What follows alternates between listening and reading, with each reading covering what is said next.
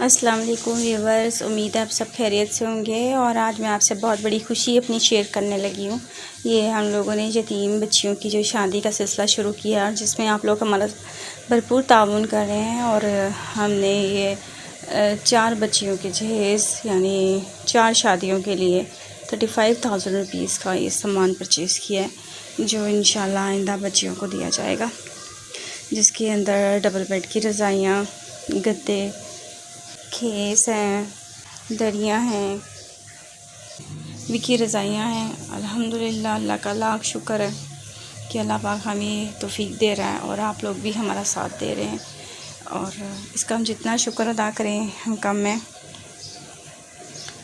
ये चादरें हैं और ये बेडशीट्स हैं। बेडशीट्स में ये फैंसी बेडशीट्स,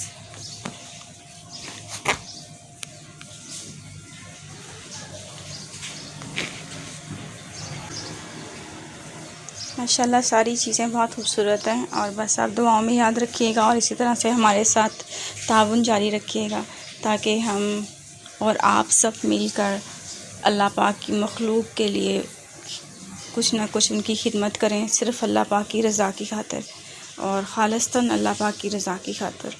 और इसका बदला हमें किसी बंदे से नहीं चाहिए, अपने रब से चाहिए।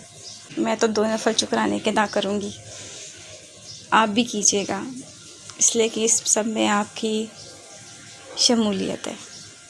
और अल्लाह पाक हमारा और आपका दिया कबूल करे और हमारी इस नेकी को हमारे आखिरत की बख्शिश के लिए हमारी निजात का ज़रिया बना दे।